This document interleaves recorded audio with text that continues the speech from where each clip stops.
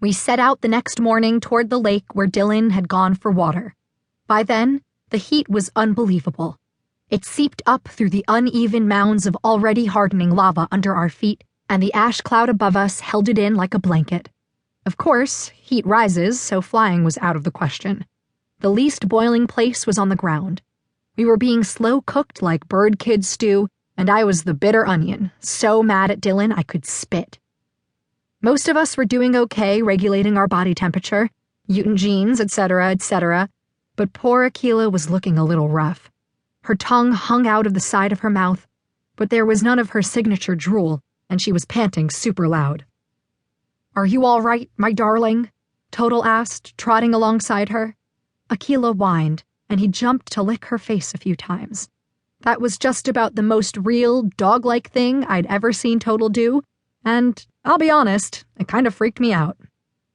"Once Dylan stops being an idiot and shows up with the water jugs, everything will be fine," I said loudly. Despite our inborn sense of direction, I had no idea where we were. All landmarks were gone. Even the forest of tree stumps had disappeared under the rivers of gray deposits. Finally, we stumbled on the lake, but it wasn't the blue thermal pool we remembered. A thick gray film covered the surface, broken only by the hundreds or thousands of silvery dead fish bobbing through it. The cloud of black flies hovering over them was thicker than the ash. "Well, might as well eat 'em before they rot." Kasey grabbed a silvery floater, brushed off the ash as best he could, and bit into the side. Then he looked up in surprise, his face as dirty and gray as the water. "Hey, it's cooked." One by one, we grabbed a cooked fish right out of the still warm water, brushed off the ash, and ate our fill. One downside of our avian genes was a lightning-fast metabolism that meant we were nearly always hungry. A little further on, we saw it. Our precious stockpile of water was untouched, the jugs covered with ash, but intact. We weren't going to die of thirst. At least, not yet. Luck loves maximum ride, I thought, cupping my hands so Akila could drink. But then my heart plummeted. If the jugs hadn't moved, it could only mean one thing. Dylan hadn't even made it this far. For hours, we stayed close to the shore where the ash was less dense, and took turns flying through the debris to search the cliffs. But the volcano was still pumping black smoke, and the air was getting harder to breathe.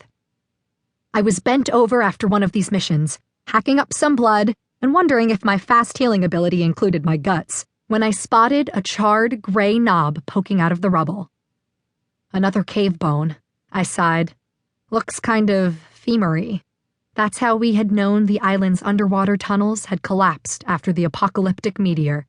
The corpses had started washing up on shore. We were still finding them, almost 3 months later. I didn't know if any of the bones had belonged to my mother or my half-sister. How would I be able to tell? "Not necessarily." Fang's lips pressed together. I held it up. Though charred, it was totally a human femur. Kasey shook his head. "It's burned. We don't know how old it is. The lava would have done that if it had been a cave corpse or someone more recently, like yesterday." I was having trouble swallowing, trouble breathing. "Let's go back to the cave," Nudge said gently. "We can try another path." I whirled around. "Angel, try to tap into Dylan's thoughts. He's got to be somewhere. He's just hiding or looking for us. I'm sure he's nearby." Angel looked away. "Ig, can't you smell him or something?" Iggy leaned heavily against a rock. Flakes of ash fell from his white blonde hair when he shook his head.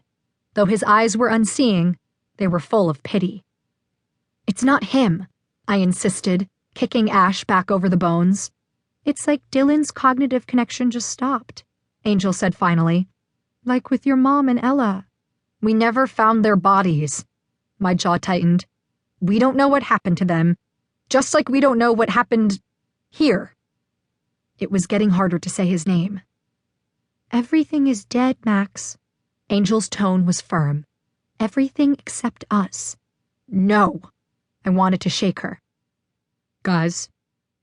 I looked down the beach. At first I couldn't make out what Fang was holding. It was so black and warped.